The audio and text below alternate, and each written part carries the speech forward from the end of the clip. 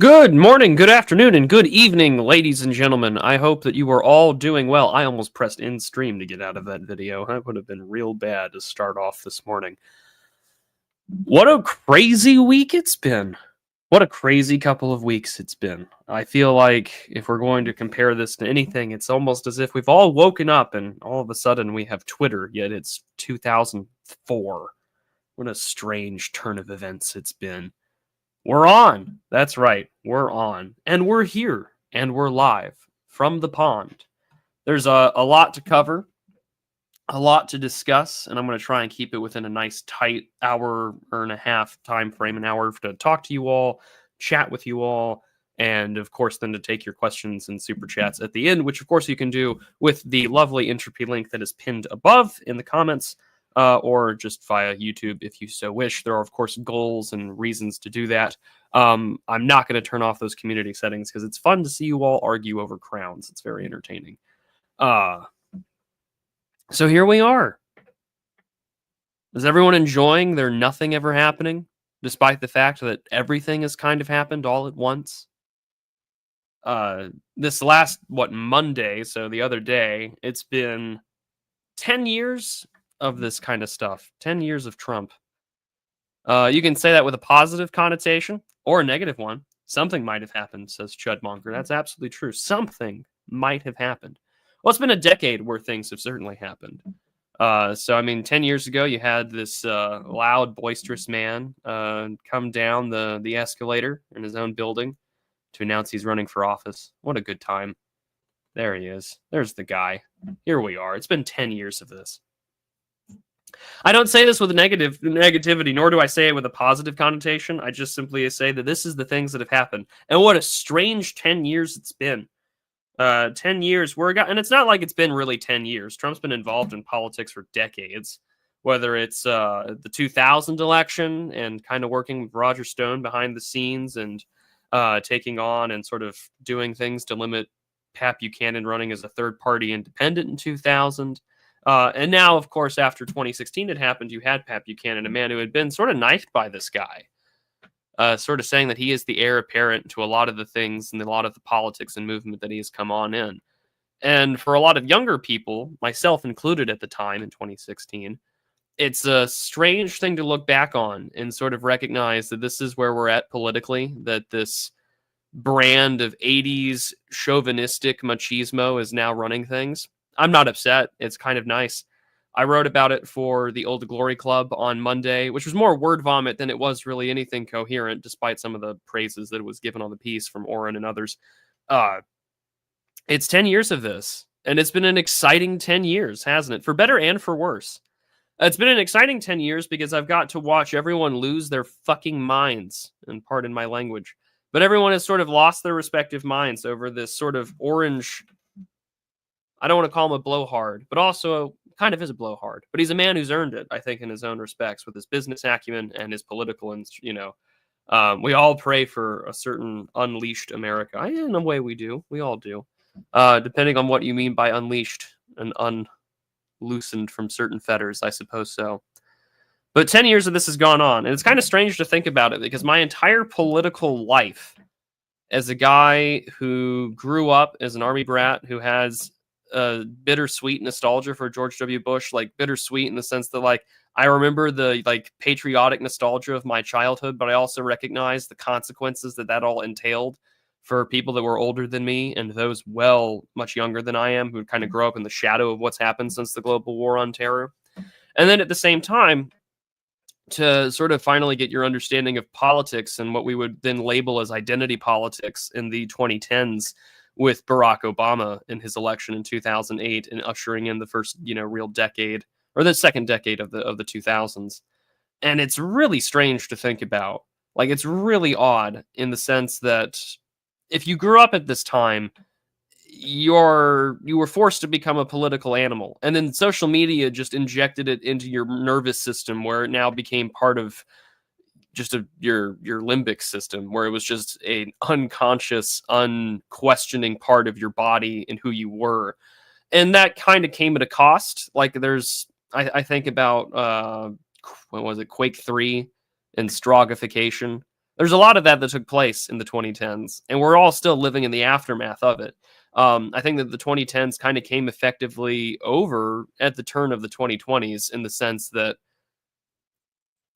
or maybe you could say the 2000s ended in 2016. You know, it's never really a clean decade. The 90s don't really end until we invade Iraq.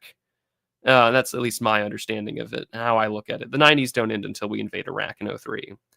And then the 2000s really don't end, I think, until Trump gets elected. So from like 2003 to 2017. And then that decade will probably come, like the Trump decade from 2015 onward.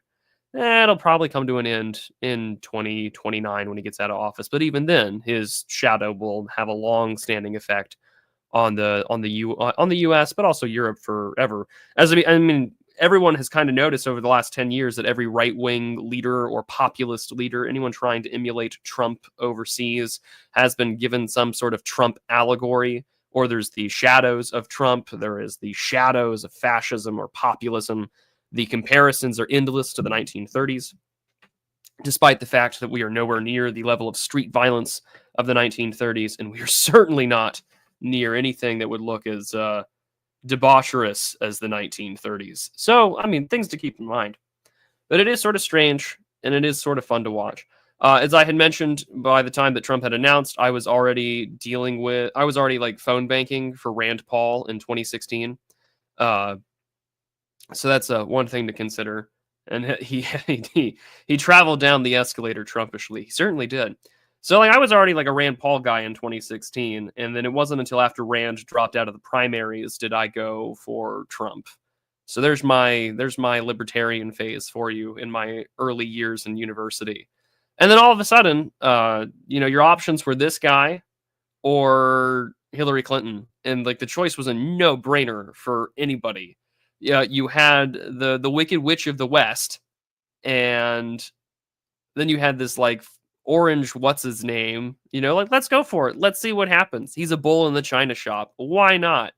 All forms of political decorum as we had known it growing up had died.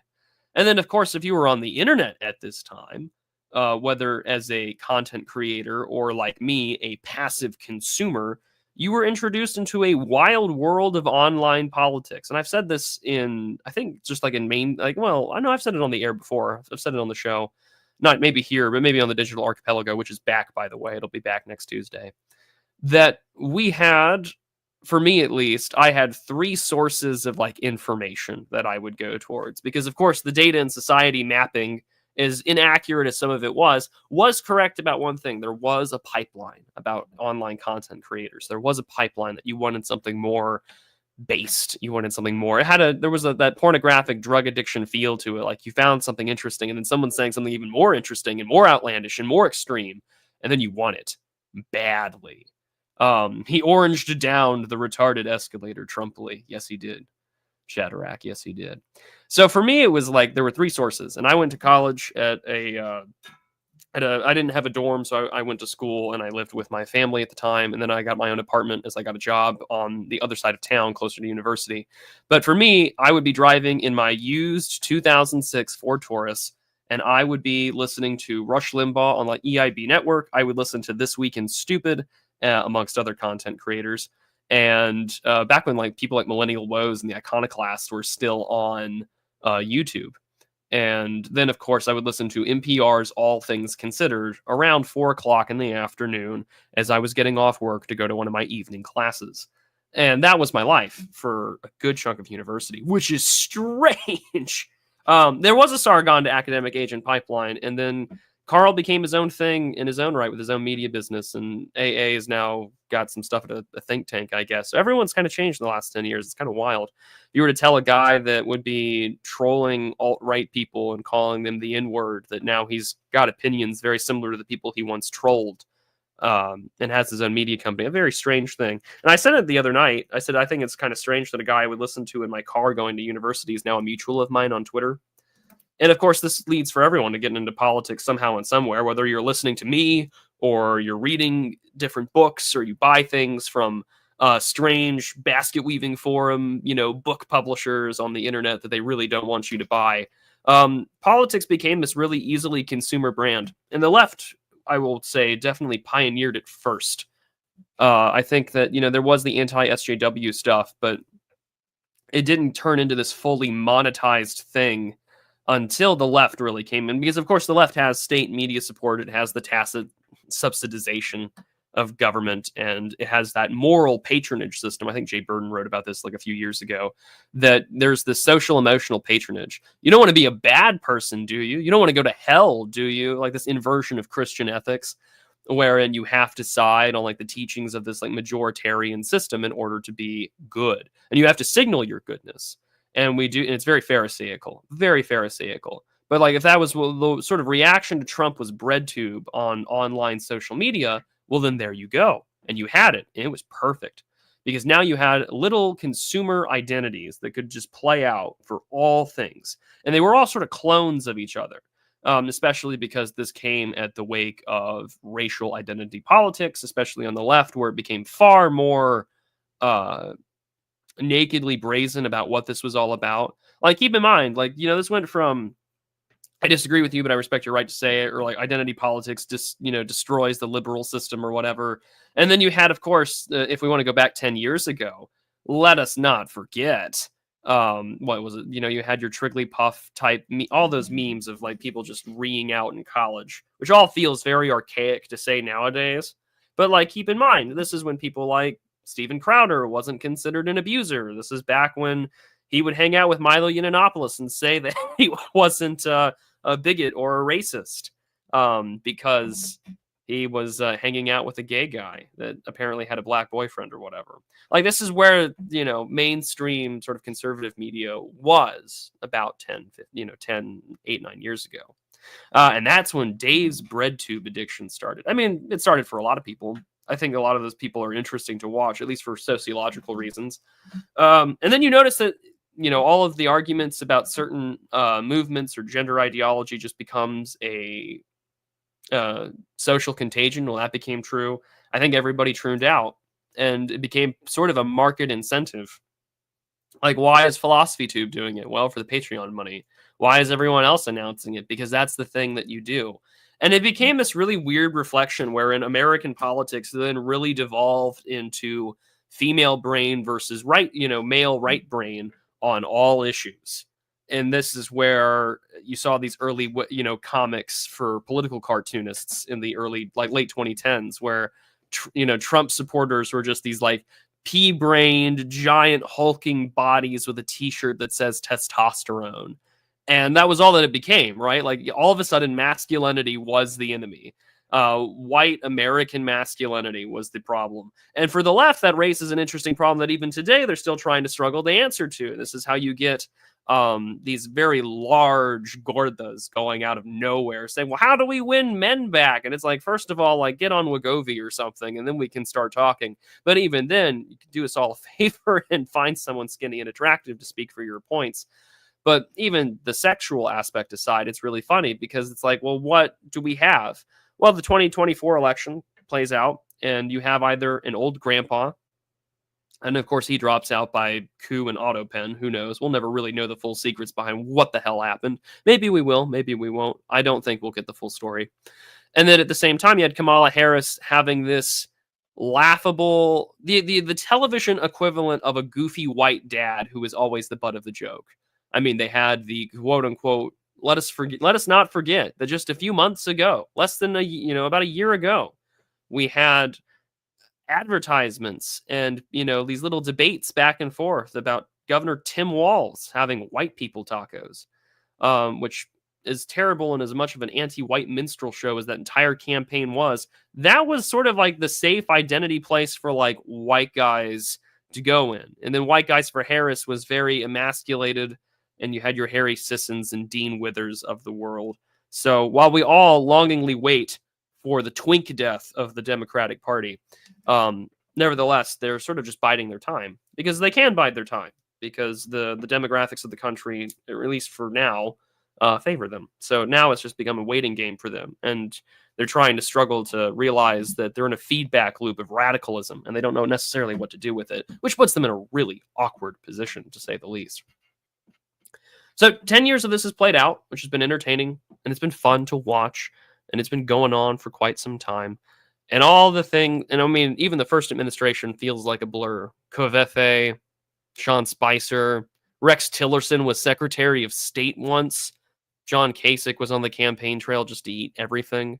Ted Cruz is allegedly the Zodiac killer. That's a fun one. And of course, he would have a really difficult time running for re-election in 2018 against Beto O'Rourke.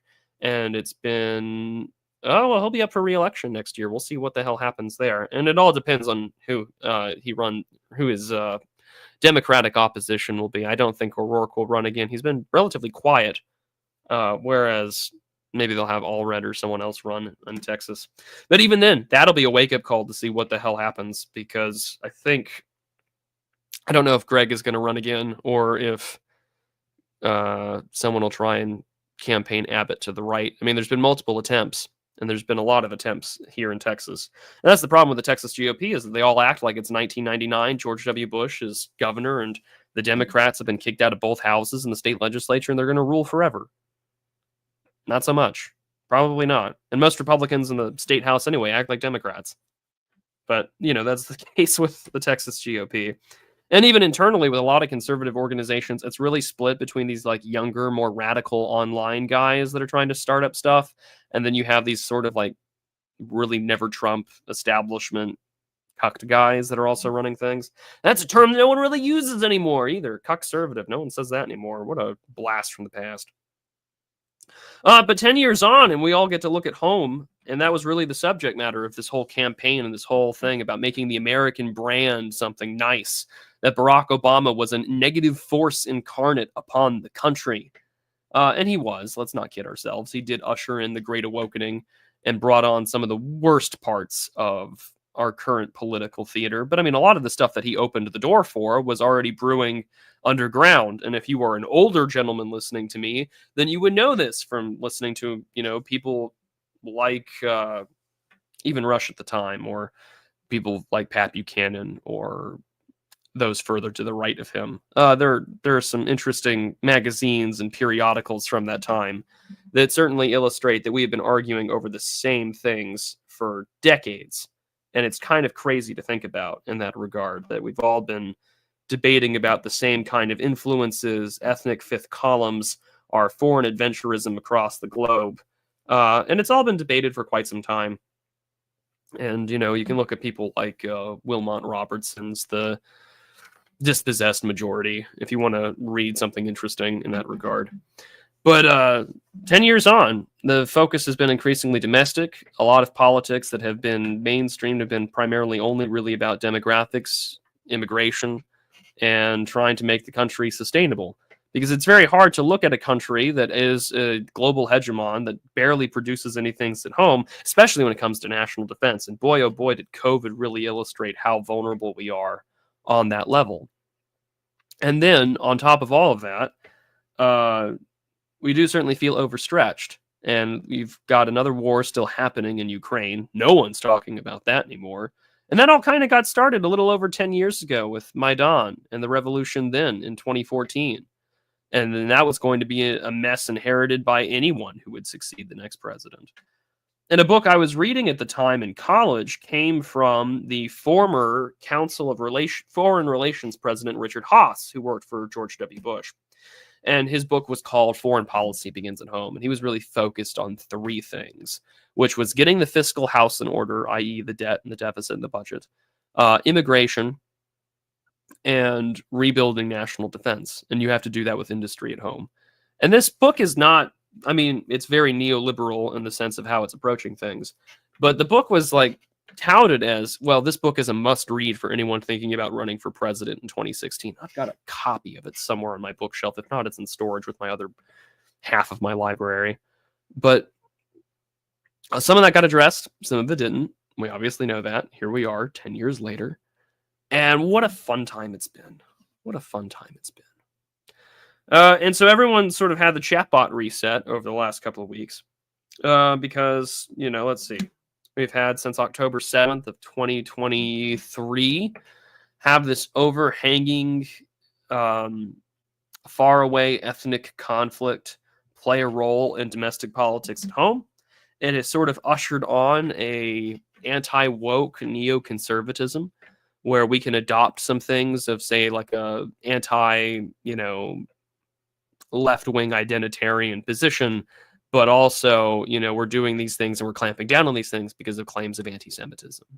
And so with Claudine Gay, if we can remember that, in Harvard, I don't even think she really lost her job. She's just not the president anymore, and she was replaced by a man who was of a certain ethnic background. And then, of course, we've seen these protests play out all over.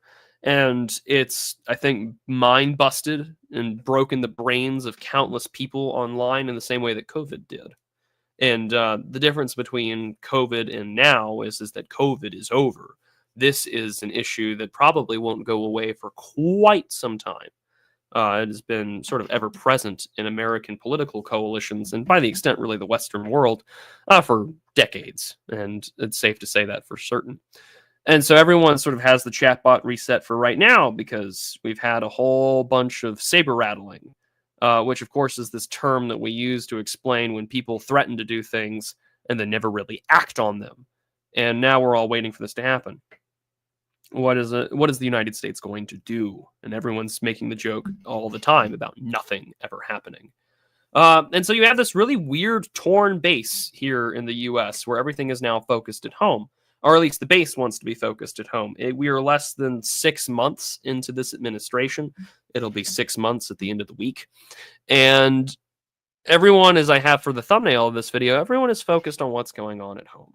And what is going on at home? Let's go add that to stage real quick. So there is the Senate reconciliation bill that is in Congress that also suggests that we have to fund Trump's agenda, whether it's the big beautiful bill or whatnot. But the Senate version of it has part of the bill that calls for the outright sale of public lands. Now I am reading some of this from wilderness.org, or 250 million acres of public land owned either by the Bureau of Land Management or the USFS for the sake of public sale. And it can be sold to, will be eligible to be sold to any interested party. And I have a little bit of that up here on screen. And some of that's USFS, that's in green, and then BLM lands in the orange yellow. So, I mean, for total average acreage available for sale, Arizona's got over 14 million. California has over 16 million. You have over 21 million acres to be sold for public lands if this bill passes in Idaho. Nevada's 33 million. New Mexico 14, Oregon 21 million, Utah 18, Washington State a little over 5 million, Wyoming 14.9 million, for really a total of 258 million acres plus. And this is per the legislative date, or the legislative text dated as of June 16th, so just last Monday. So, anyone who's concerned about conservationism definitely would be rightfully concerned. When you have provisions that regarding oil lease sales in the Arctic Refuge, construction of mining roads through national parks, the amount of logging in national forests. On one hand, I can see the interest in this, but the question is going to be who buys it. And that's the thing that is always going to concern me, because to me, between this, say the gold card thing, which is really just a change of the entrepreneurial visa system, the EB-5 visa system, which I think it used to be lower from like 1 to 2 million now to 5, which I guess means some bit of change if you're trying to invest and become a citizen here in the US by building something. But even then, 5 million to a lot of those guys is probably chump change. So everything's at home. Everything's focused at home right now, whether it's land for sale, which has got a lot of people arguing on a rhetorical point. Everyone's bringing up Esau and selling off your birthright, which is good rhetoric. I'm not going to lie. I like the rhetoric that has come out of these sides of things as of late, where everything right now has been primarily predicated on you don't sell the homeland. You don't sell this off, especially because the United States still hasn't really clamped down on the purchase of Chinese land, or the Chinese purchase of American land near strategic areas of interest, particularly our military and our air bases and testing grounds. And of course, depending on where you live, so say like Oklahoma is a good example, because if you drive through parts of rural Oklahoma all over the country, you had a few years ago this big rush, a land grab of sorts to buy land and to grow marijuana. Why? Because medicinal marijuana was legalized in Oklahoma. Recreational has not been legalized and has been stalled and stopped repeatedly for multiple attempts inside the Oklahoma state legislature. And the governor, as for right now, Governor Stitt, is not interested. And I don't think the attorney general is interested either. And he's the one that's running to succeed him for the upcoming gubernatorial election in Oklahoma. But why do I mention all this? Because if you go through some of the sales, and if you go through some of the land, and if you can be in the middle of nowhere in Oklahoma, and Oklahoma is not a big place in terms of population, there are a lot of Chinese people there. Particularly interesting. I have a friend who lives there, and there is an abandoned property with lots of greenhouses not too far from him. And I know this is all anecdotal, but I think it speaks to my own personal experience, the fact that I've seen it.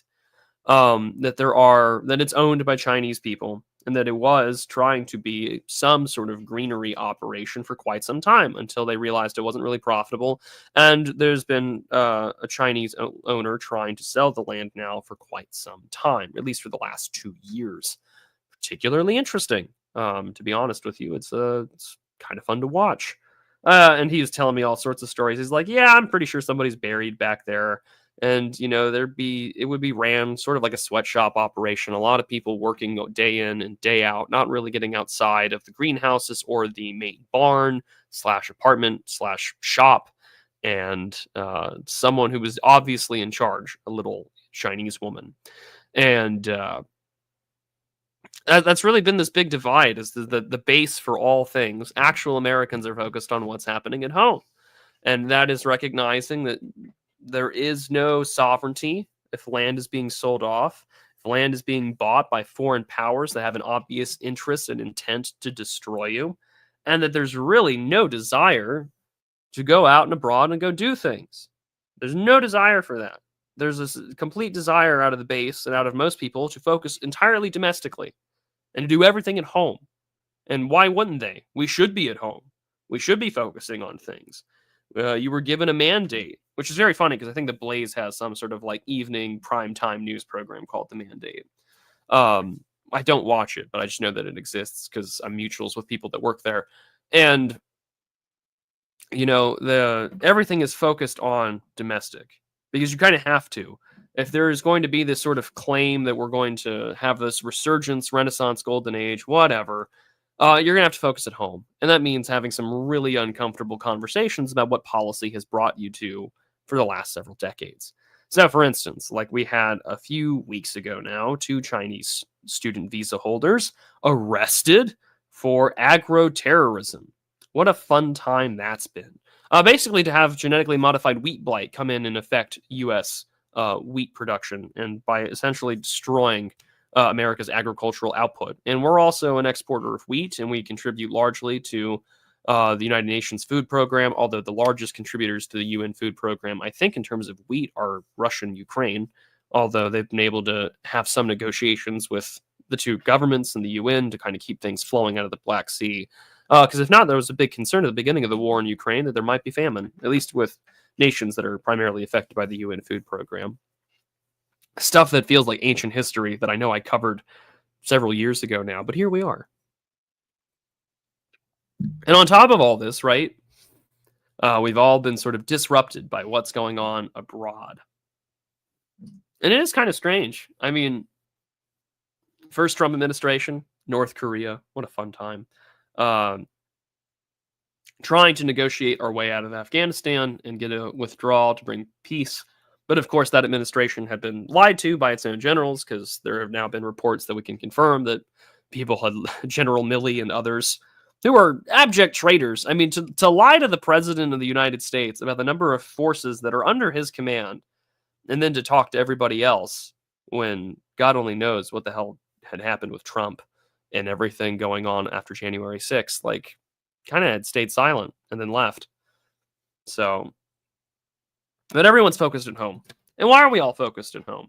Because everyone knows that the country has been screwed over and effectively raped for decades. And for some places in the world, that's very literal, and that's very true. To our friends across the pond, the Casey report came out, renewed inquiries into ethnic rape gangs, which, of course, the use of the term Asian over there is to deliberately mask the fact that it is primarily from Middle Eastern Muslim immigration from parts of the Third World and the Levant that come here and will come to Britain and then have engaged in those things. And so when words come out and they say girls were traded for votes, this is where you're at. And of course, it's very hard to express my anger and my rage without really getting in trouble. But you're forced to be angry and you're forced to be mad because you have to be.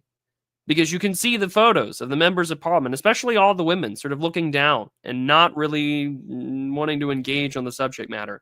Because you're forced to deal with the uncomfortable issue that the barbarians are already inside the gates. We already see it here in the United States. We just witnessed it in Los Angeles. The barbarians are here. Every crazy, cooked out right-winger from the 1990s, some of the Aztlan plan and all that other stuff, those guys were right. You have an ethnic fifth column in your country. More than one ethnic fifth column in your country.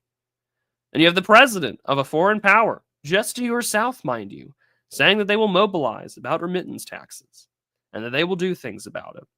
And they'll now listen to the left, whether it's old white boomers whose brains are the last generation of brains that are completely formed as adults without the internet and without television or without our kind of network TV that we have now, where there's more of a priestly cast and interest of what's going on in the world, that you can trust your news sources. And if someone tells you how bad it is, then by gosh, you're going to listen to it and you're going to be there and you're going to listen and you're going to participate like it's the evening office.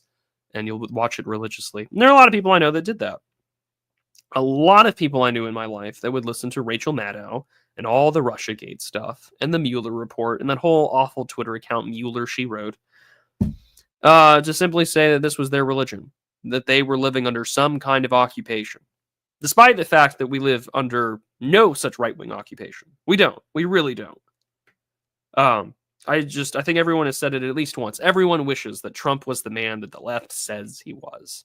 Even just a 5% of that would be awesome. Not true, though. Not true. We already know that. And so here we are, arguing and debating about what has happened and how bad things are. And I mean, that's the one good thing I can say out of the last 10 years of Trump is that the focus has been purely domestic. That America as a country, as a nation, as a people cannot succeed, cannot do what it needs to do when the systemic pressures have been deliberately set against its own population. Even people that you would call neoconservative, even people that you would call out for potentially having a biased viewpoint given their backgrounds, are calling out the obvious. Like there was a tweet yesterday by Edward Luttwak that had simply said, the CIA doesn't like recruit homegrown Americans, really. They don't. And that they're not interested in people that take an interest in languages or foreign affairs, and they don't cultivate a culture that would make them the effective intelligence agency that they could be or had been in the past. And when you're hearing it from him, kind of rough, isn't it? And the same way that there are numerous accounts, there are numerous movements, there are numerous groups of people that are all trying to find a way to game this system for employment. We saw that as a consequence of the, great 2020 riots and the election. Companies hired, how many did they hire? It was like 94% people of color at that time. They answered. Yeah, it was 2021. Major U.S. companies gave 94% of new jobs to people of color in 2021, report says. From the National Desk, although this is from CBS Austin. According to Bloomberg, more of the 323,000 jobs out of the U.S. workforce by major companies in 2021, 94% went to people of color. Data stems from an analysis of 88 workforce demographic reports submitted to the U.S. Equal Opportunity Commission by S&P 100 companies. These companies include giants like Apple, Wells Fargo, and Walmart, which employ a nearly combined 9 million people. 74 saw an increase. Whereas white workers only, let's see, it said here, just for 6%, so 20,524 jobs. And this is just one small report. This is, of course, years old. And why am I covering up old news? Why am I going over things that we've already talked about and bitched about and commiserated before? Simple, because none of those things really went away. We can say that they went away. We can say that there's been a vibe shift. And we're just really excited that our bankers and our guys up in professional industries can say words like retard or like that's retarded again. Which, I mean, it's nice to return to a more grotesque workplace culture. I would agree with that wholeheartedly. But at the same time, I think that it's particularly strange in that regard. Um, Everything feels kind of retarded right now. Everything feels retarded because everything feels out of place. And I think everyone's a little tired of lip service. Everyone's tired of lip service. We want more. We would like things to take place. We would like things to happen. And instead, as we've been joking to ourselves, there's been a lot of monitoring the situation. And that's really all we can say, is we've been monitoring. We've been waiting. We're all here, waiting for something to happen. And I feel like in a lot of ways, it's this, what's the word I'm looking for? I feel like that kid from The Incredibles where everyone is sort of just like, well, what are you waiting for? Something exciting to happen, I guess. What a strange time it's been. What a great place it's been. And that's what we have to deal with. But of course, like I mentioned earlier, everything since October 7th has kind of broke everyone's brains in a way where you want to just be exactly who you have been this entire time. You want to be a little more open about it. And then, of course, the timeline has led into all these weird polemical engines and games and creation of things where we have to talk about it in a way where, oh, that's coded in such a way. You know, we're engaging in code shifting as if I'm in a fucking Hassan lecture from 10, like from 5 years ago. It's kind of strange. And I just missed a call. Oh, well, I'll deal with that in a minute. Oh, what a strange time it's been around. And of course, it's always like we're arguing over the same things over and over and over again, And all that we do, I mean, like, this is the ecosystem that we've evolved into, and this is probably the last thing I'll rant about, and then I'll chat with you guys more in depth. But if there's anything to talk about the last 10 years, and even the last week and a half, is that there is this overwhelming rage, and everyone's pent up for it. I'm pent up for it. My throat has been totally destroyed by allergies, otherwise I'd be yelling and screaming today. But everyone's pent up. Everyone's upset and everyone's angry and everyone's waiting for something to happen. Everyone is saying random ass things from strapping me to a missile and tie me to Tel Aviv and let's go. Everyone is simply saying that this kind of rhetoric is brown coded. Everyone has been engaging the same kind of things where nothing ever happens, engaging in these messianic cult-esque fantasies that somehow we'll be right with this prediction. If I trust harder, we will be fine. And I'm going to go forward with it. And if you disagree with anybody that you would consider a mutual or a friend or whatever, and this is more like insider baseball that I'm partially bitching about, but you can notice this in your own chats and timelines and whoever you interact with on any social media, Twitter especially, because we've reinvented Twitter to be the most important place on earth when it comes to social media, despite some of the best discourse I've ever seen happening on smaller forums. I won't name them, but they know who they are. Certain clubs out there that I appreciate for online spaces. And then also Substack, because there's at least still room for nuance. And maybe that's my old bleeding heart liberal viewpoint, because I definitely want a world where I enjoy this liberal notion of, an exchange of ideas. And really an exchange of ideas just between friends. But on the timeline, especially because we are all engaged in this parapolitical, who's funded by who, why is this talking point emerged out of nowhere, which group chat is doing it. And of course, if you were to take some data aggregators, I'm sure you could easily do this with AI, and I don't know if you could do it as well with Grok. But if you were to start parsing through tweets between prominent accounts, you could easily do a social networking map. And I mean, our enemies do this all the time. But if I were someone who was a little interested in this, and if I were, say, an enemy, I would be social network mapping certain linguistic phrases and terminology. Because for me, doing all of that would tell me, okay, this term comes here. This form of polemics probably came out of a chat that's associated with X, Y, and Z people. And a lot of this is organic. This isn't because these people are paid or whatever, but everyone, blames each other for camps or what they agree with or what they disagree with. And there are a lot of concerns that those things might be having some bad actors or whatever. We all pay way too much attention into the same kind of things about what's going on in the world. And, What's the word I'm looking for? I just lost my train of thought. Sorry.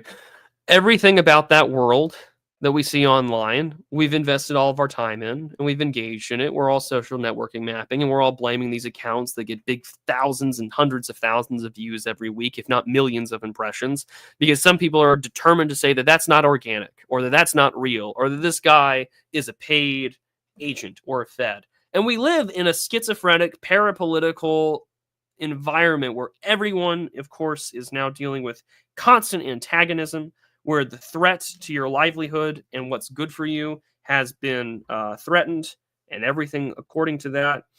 I have to reply to a text. Forgive me here. It's potentially job interview related. There we go. Okay. It was not, but nevertheless. So everyone's arguing, and everyone's debating, and everyone stays in their respective camps. And if you're not really tied to one camp, or if you try really hard to be independent or diplomatic and friendly with other groups, I try really hard to do that, in part because I don't want to get involved in drama. I think that Benjamin Boyce had kind of said it to me one time. He had said, well, Prudentialist, you seem like a guy who's got most of his life offline. And that's true. I do. Most of my life is offline, and I quite like it. And I'd like to stay that way. Not that I'm afraid. Well, I mean, I worry about getting doxxed by the left, not so much by my, quote unquote friends. But this is the environment that we live in, is the schizophrenic, parapolitical, paranoid media space. And in doing that, you can leave yourself embracing positions that most people would look at you very strangely, like the meme where the guy just sort of looks at him kind of creepy after he says something that seems so offhandish. But we do it because we're engaged in an environment that rewards it, and we create our own feedback loops that encourage us to double down on the wackiest positions, and it can allow us to gem out or call out, however you want to call it, crash out and become crazy. And it's not just this side of things, it's also our foes. Lest we forget that just less than a month ago, we had a gentleman lose his bloody mind over an advertisement about Arby's. An Arby's sandwich saying, our sandwich came back, unlike your dad. And according to a Mr. J.L. Lindsay, that's woke right messaging. The dark woke right. And the woke left. And it left without ever saying hello or goodbye. What a tragedy. What an Irish goodbye it's been.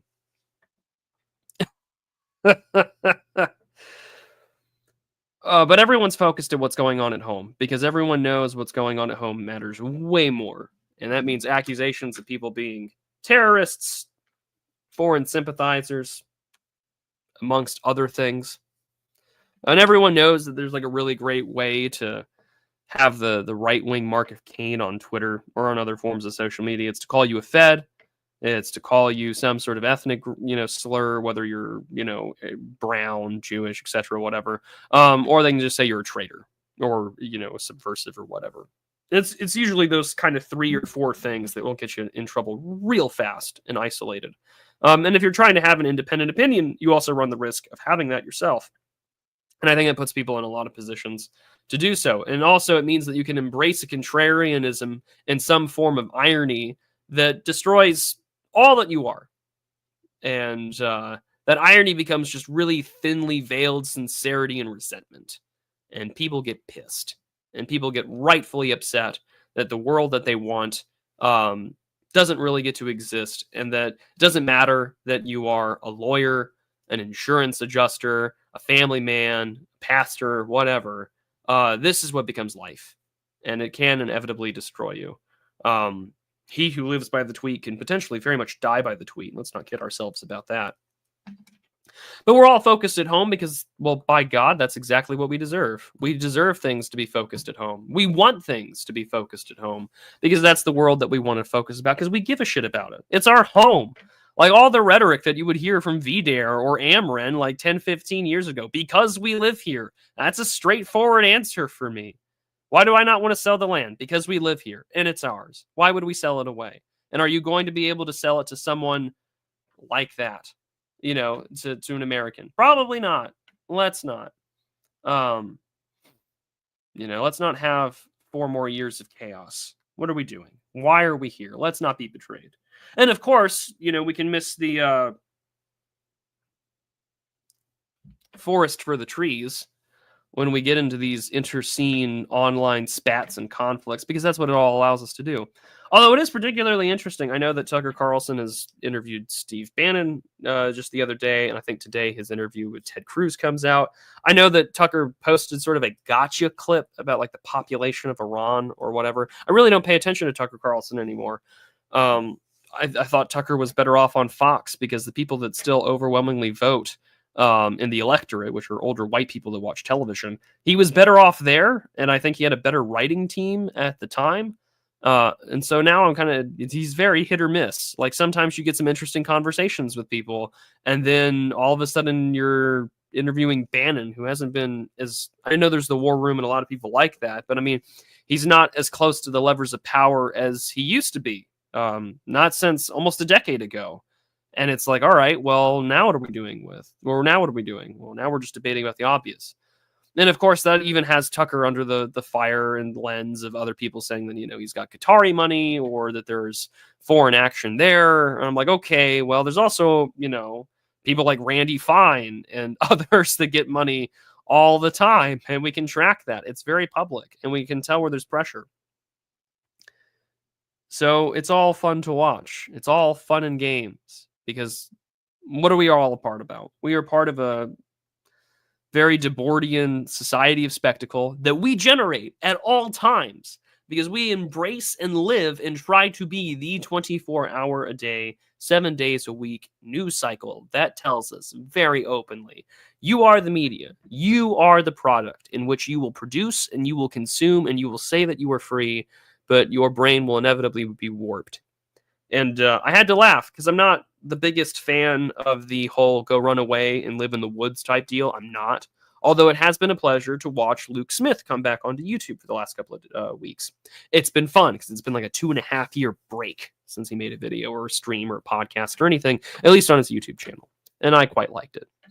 And Luke had made a point out that even when we're exposed to the things that piss us off, whether it's liberals on Twitter, certain people online that we don't like, we're still engaging in a form of cognitive behavioral therapy, a form of exposure therapy that allows our foes to live rent-free in our heads. It's a big reason why I'm a fan of digital ascesis. Like I uninstall the Bird app every weekend. And when I do tweet during the weekends, it's usually because the tweets are scheduled or I'm on my desktop computer. I don't have the app installed on my phone during the weekends, and it's really nice. It's something I really do appreciate. And at the same time, you're sort of looking at things where you're wondering, what's going on here? What's happening? That's a little strange. And you're now caught in a loop and in a cycle where you can be very much brain damaged. Brain rot is very real, and it isn't just on TikTok. It's on all forms of social media that we engage in. And it leaves you wondering what the hell has happened to you. And I'm certain that there are some people out there that could easily compare content I made 3 to 4 years ago compared to today, where they'd be like, wow, you've certainly changed, or you've allowed things to have a chip on your shoulder. And that's probably true. I don't have the world's best psychosecurity. I do get emotional, or I do get, not really emotional. I do let things get into my head, though. No one likes the idea of the end of the world or the end of countries or America or places as we know it. It's deeply unsettling. It doesn't make you feel good about yourself. No one enjoys the fact that things can rattle your brain and rattle your nerves. I know that I am. But also at the same time, you're sort of forced to contend with the fact that even when you are worried, or you let yourself be rattled, or you show it off on the timeline, or you express concerns, or you even express doubt, you know that you're exposing yourself to a multitude of people that will call you a panican, or that will call you someone who doesn't trust a plan, or that doesn't believe that, there's historical precedent for this or whatever, and so on and so forth. And it's just like, well, sure. But at the same time, I think I'm allowed to express my concern. And instead, I know exactly what will happen. This is that something will get screenshotted or clicked on as a link, and it gets sent to a group chat, and then you become a target. And I know that's happened to a lot of guys, both friendly and not so friendly online. And things happen at home because everyone's concerned about what happens at home. And it also means that we can double down on some of the most extreme, insane rhetoric because we're pissed. We're angry. Everyone's angry. Everyone wants to scream out into the world and say, this is why everything's fucked. And it's so obvious because I can look out my window and I can point at it. Everyone can. I have a Congress that wants to sell off land. I have a Congress that hasn't passed any fucking legislation. There's terrible things, I'm sure, in that wonderful, big, beautiful bill. But more importantly, we need more money for deportations. I do appreciate the fact that Stephen Miller hasn't tweeted about Israel once in the last several weeks, and he is focused on one singular issue, and that is, of course, immigration and deportation. And we're all waiting for some big surprise, some big event, some announcement. We're all standing there with bated breath, wondering what's going to happen. But in the meantime, you can always enter the circus. No ticket required. You can be like Pinocchio in the land of pleasures on Pleasure Island, and we can all turn ourselves into asses, making asinine points, making character assassinations, and associating ourselves with the worst ideas and the worst of people and the worst kind of bait and switch that's out there. And it's very interesting. We went from war to strikes to regime change, and to even have fucking Nikki Haley, of all people, say that regime change in Iran's a bad idea. It's like all of a sudden the chimping out online potentially had something to do with it. I'm not the world's biggest democracy appreciator, but if your ability to chimp out on the internet does lead to some positive changes, then continue to be mad. Because the things that are happening at home are positively awful. And we all know that they're awful. As my friend Semiagog likes to simply say, they're cutting off dicks. They're cutting off tits. We live in insanity. Colorado is a really great example. Colorado went from a relatively purple, red-leaning state to now this blue state hellhole that people are trying to get out of. And if you're a pastor there, good fucking luck with all this transgender stuff that they've now enshrined into law. And then, of course, things are still happening in Los Angeles. I know that there are plenty of groups that are out there. And it's sort of important to consider in this regard. It's not like, Newfold Digital and all the people that are not too far from, places like an FBI building and things like that, that are, funding all these sorts of various groups like No Kings and whatnot, like Perfect Privacy and the rest.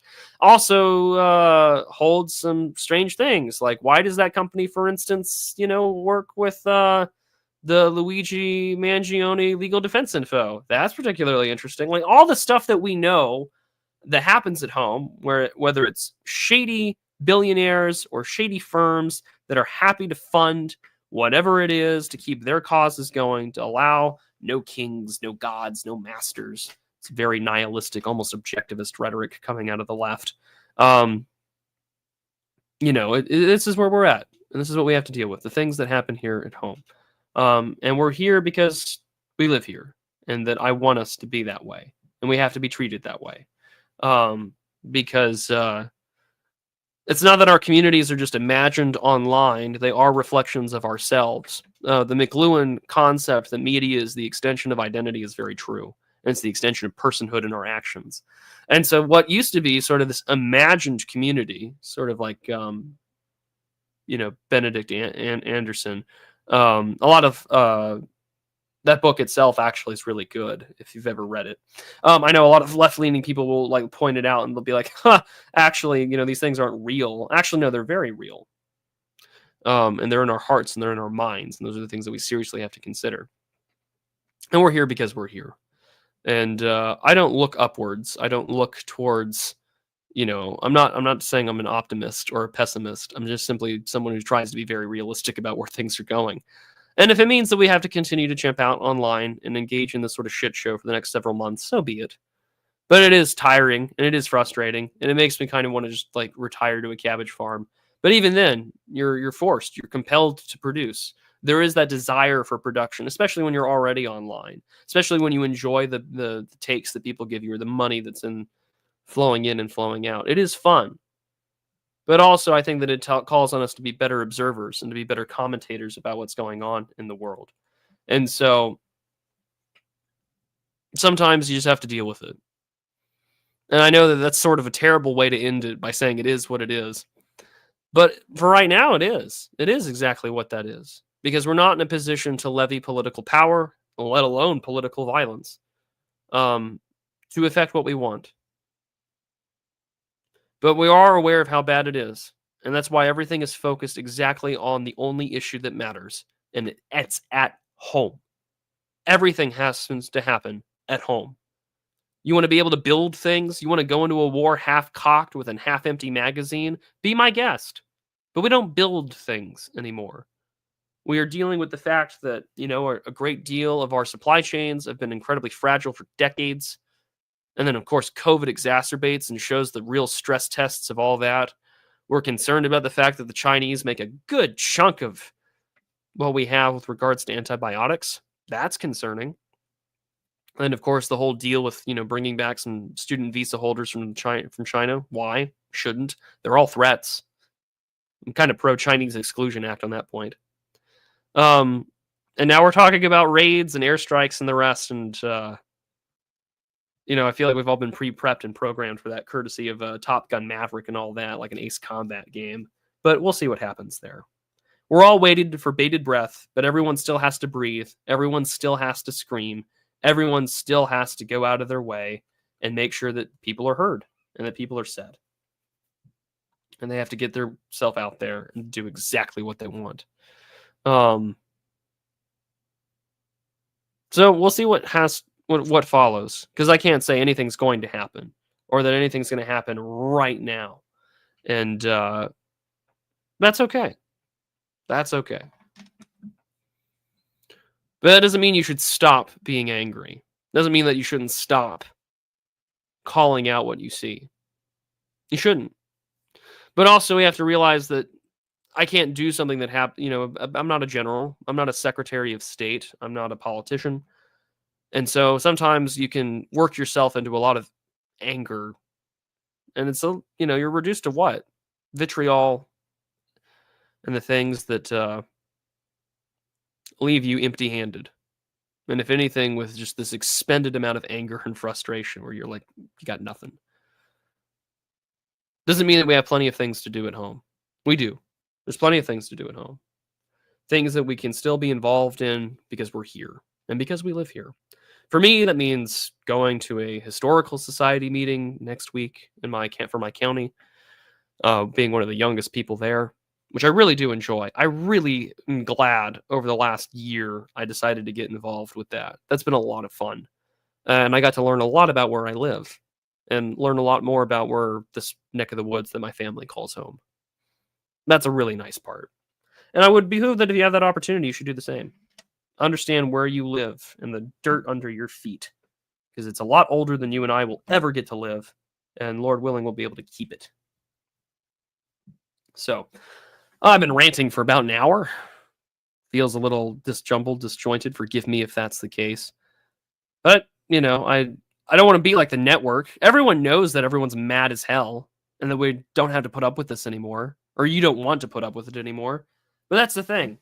Is that I know it's I know DeBoard is sort of a Marxist in a lot of ways, but I mean, we do live in a society of spectacle. We saw this happen over Christmas when the debate over immigration took place. We immediately switched from Elon about the H-1B situation to ethnic rape gangs in Britain. And now we've all kind of conveniently been sidestepped by Los Angeles and now Iran and Israel. About Elon Musk and fights over immigration and fights over electric vehicles and this big, beautiful bill that is yet to pass. There's been very little that's ever gotten done by Congress over the last 6 months. Republican majority in both houses, by the way. That's fun. But I don't mean to sound so embittered. I am, I think, like everyone right now, frustrated.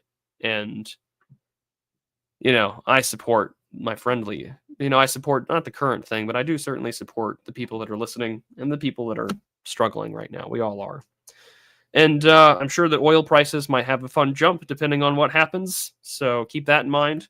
Always pay attention to warnings and indicators. Those are the things that we really have to really pay attention to. But we're here because we're here. And that's not going away anytime soon. So as long as we're here, we'll continue to rage and to fight and to be angry and to tweet and then to engage in the most amazing Skinner box built by human beings so we can continue to dunk on one another and tell them that the future belongs to the youth and that you are old and you are brown and it's awful and evil, as we all maniacally laugh behind the screen. So how are you all doing this afternoon? How are things going with you? It's been a bit of a somber conversation on my end, but it is somewhat nice to wax poetically about what's going on. How's everyone doing? Sam153 tells me on Entropy, it's been 10 years of Trump. I feel very old. The Nothing Ever Happens gang has been winning forever. Can we pull something happening out of the ether? I mean, things have been happening for 10 years. I mean, let's just go through the last 10 years. What have we dealt with in the last 10 years? Trump was president for 4 years already. He's president again. You had Joe Biden in office for 4 years. You had Mike Pence, who used to be this guy that people would meme for electroshock therapy and conversion of the gays, who just years prior to being picked as vice president was dealing with a sort of religious freedom law that was at the center of the culture war for where he was the governor of. We had a president step foot on North Korean soil. We almost bombed them. And what else? Barack Obama has kind of been relegated to the dustbin of political history. He's not the guy. No one talks about him anymore. You notice that. No one talks about Barack Obama. He had been so effectively repudiated by the last decade that something more radical than him succeeded him on the left, and a giant middle finger to his entire legacy and what he unleashed came from the right. So I don't know. Like, I can't say like, oh, nothing ever happens. Plenty of things happen. But some of us are not built for 24-hour news cycles. But also, I don't think that the human brain is adequately yet managed. I think for a lot of older people too, but also I think myself included, not everyone has managed to successfully adapt into a media ecosystem where it's not just a 24-hour a day, 7 days a week news cycle. It updates every 30 seconds. It updates every millisecond, really. And new data inputs come in, and the brain, I don't think, is yet capable of handling all that information. So what do? We engage in that McLuhan-esque auto-amputation, and we say nothing ever happens, or the world is going to end, or hodl, or whatever, and hold the line, stay true, trust the plan. We engage in these sort of almost prayer-like forms of auto-amputation where we say, nothing ever happens, this doesn't matter, this is gay, this is retarded, this is whatever. And then we go along our merry way, and this is our business, and this is what we do. And why do we do it? Simple, because we recognize that this is going to bust us in what little psychic security that you may have. It will ruin you. It will bust you open. There's no point in doing this. So why don't we just take a break and simply say these words or identify with this camp or trust this person's analysis and go from there. Things happen all the time. The question is whether or not we want to acknowledge them and alter our psychic state to where we acknowledge that things happen all the time. Are we going to see airstrikes? Maybe. Are we going to see some kind of like forcing these guys to come to the negotiating table? Maybe. But things are going to happen regardless. And in a world of maybes, you can determine yourself whether it's maybe will, maybe won't. Maybe nothing ever happens. It's sort of, it's almost become liturgical for some people. But hey, that's how it is. Things happen all the time. But it is weird to say that, to feel old. To be 10 years ago? Yeah, 10 years ago. That was a long time ago, 10 years ago, 2015. I was enjoying my life, so to speak. I was, 19? 10 years ago? Yeah. 19 going on 20. And then now here I am going on 30. Trump is still president. The only thing that's changed is that I don't live where I used to live. And some things have gotten better. I can't say that it's been worse. I don't want to say it's all been downhill, but there has been a giant amount of mess that has been inherited by cultural revolution, legalistic coup d'etat, and things that would make the nullification crisis during the Jacksonian age look very, very tame. And instead, we're dealing with something far more radical, which is foreign influence, foreign invasion, foreign powers trying to dictate how the country should run itself, and the people happily joining sides that don't necessarily agree with them, but will accept them as co-belligerents simply because they hate the other guy way too much. And so we all lose our heads. But things happen all the time. The question is do you want to pull yourself out of the ether? That's the real question. Do you want to pull yourself out of the ether? That's terrifying to consider.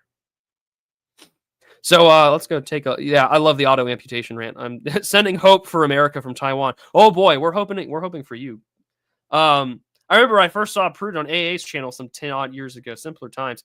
It hasn't been 10 years ago. I made my channel in October of 2020 after I had spent my lockdown time building a PC and thinking to myself, you know what I'm really going to do? And I told myself this. I said, you know what you're going to do, Matthew, now that you've bought this like nice graphics card and you have these like nice audio and video editing programs, you can finally make that like video game review essay channel you've been thinking about doing for like 2.5 years.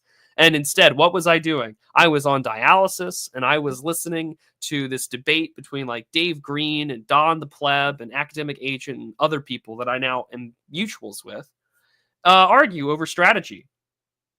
And it's like, oh boy, what a strange. And I was like, oh, I could do this because I did speech and debate in high school and college. I had worked in the Republican Party. I had always been the polite conservative to offer a different opinion to my respectable liberal friends because I lived in a blue city. And boy, oh boy, has that changed. It's instead, I got into politics. And I said this the other night on Geo's on the last episode of the Digital Archipelago that we did on Monday, where I was watching all these like I went down this like strange rabbit hole of like TV review YouTube because television, I don't watch television. I don't own a TV. And so when I watch TV, the only time I ever watch TV is with my fiance, and I'm recommending TV shows that I saw 10 years ago. So I'm recommending shows like Hannibal or True Detective. I watched season 1 and 2 with her, and this was her first time watching, and she's like, "This is really good television." And then she got hooked on Hannibal, and I was like, "Yeah, this is really good TV." And they don't make stuff like this anymore. But I'm going through and they're reviewing things like sitcoms and other TV shows, and people who are older now reviewing all these things. And it's particularly interesting because I'm seeing all the view counts and I'm seeing, the big list of thank yous at Patreon and stuff like that. Oh boy, I don't have a Fire Stick either. I don't own a Fire Stick. I don't own a television. My media consumption either happens through my phone, the books and magazines I buy from friends, or what I'm on the internet for. And so it's just kind of funny in that regard. But I'm like, oh man, I'm in the wrong media ecosystem. If I ever respawn like with a normie alt, that's what I'm doing is TV and media criticism. That's the way to go. But yeah, not quite 10 years ago. That's very true, Dutch Roberts. I've not been doing this for 10 years. Although it'll be 5 years this October, which is crazy to think about. Half a decade as this strange little frog man. What a fun time. But yeah, I don't own a TV. Like if you were to walk into my living room right now in my apartment, there is an entertainment center with like an electric fireplace, no TV, a record player, and then some icons. That's about it. I'm definitely, what's that word I'm looking for? Like, all the memes about male living spaces. It's kind of like that, but not as empty. I have a good library. I've got a good coffee table, couch setup. I've got a great dartboard. Mindhunter was like 5 years ago. That's true. Never watch TV. Just noetically discern the contents of shows so you don't isolate yourself from people. This is me with sports. This is just me with sports. I can talk a lot about football and baseball. Actually, I still go to baseball games.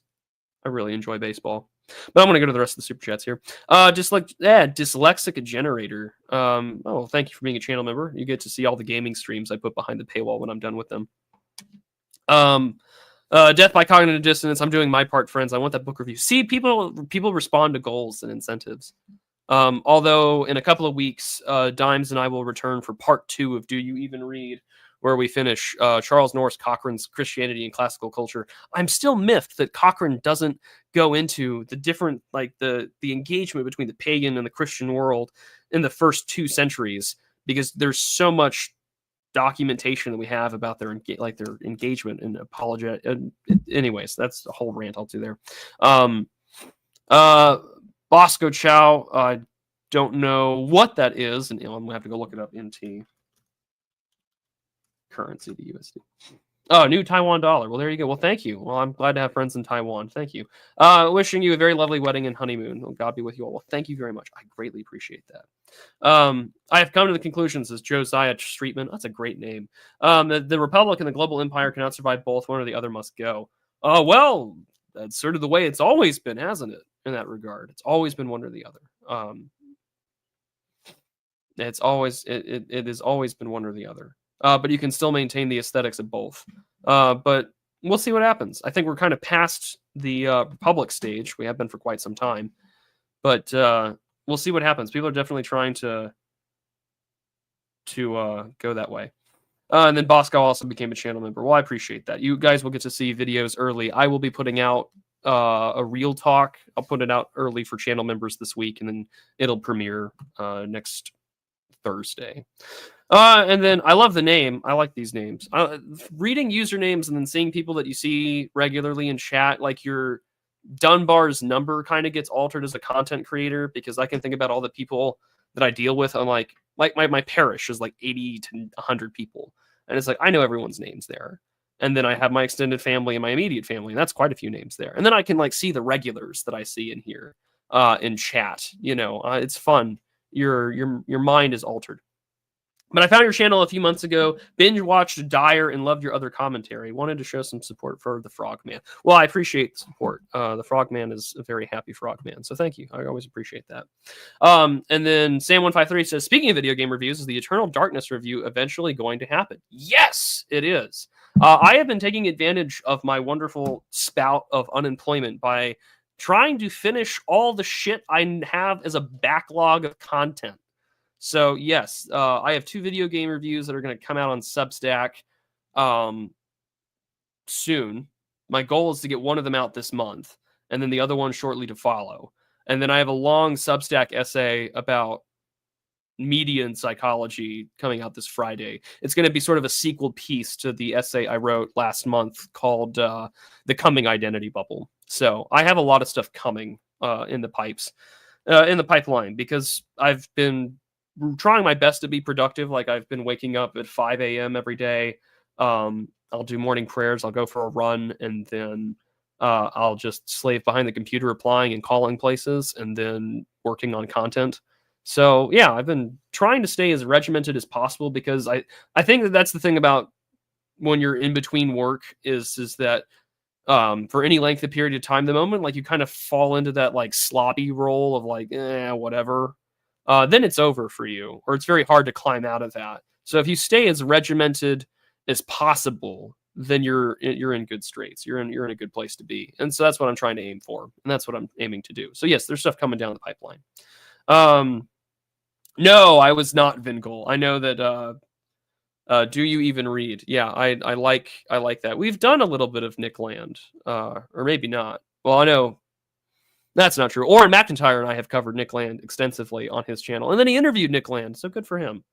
But no, do you even read is what we call Dire. I don't think I will ever be on Jay Dyer's show, and if I do, then something has gone terribly wrong with my content production cycle of sorts. So yeah, definitely not. But baseball games are fun, but only in person. This is true. Baseball games are fun, but only in person. Watching baseball on TV sucks. It's definitely a live experience that I would thoroughly enjoy. So those are the things that I keep in mind. But as for content, I will be live next Tuesday with Geo. The Digital Archipelago will be back. And then on my channel, we'll finish up our Habane Renmei review, because people paid us, or one gentleman paid Geo and I quite a bit of money to do it. And then I will have a real talk out next Thursday, but I will have that out this Friday for people to listen to and watch. It'll be covering artificial intelligence and sort of WMD discourse, sort of a bit of AI safety stuff I've been reading on. And I've also been inspired because I've been rereading this book since the whole India-Pakistan thing started a couple of months ago, about the spread of nuclear weapons, a debate renewed by Scott D. Sagan and the late Kenneth Waltz. So no, I don't want to fight him. I'm not unless he's like a part of a fencing society, then we can have a fight, but I haven't done that in years.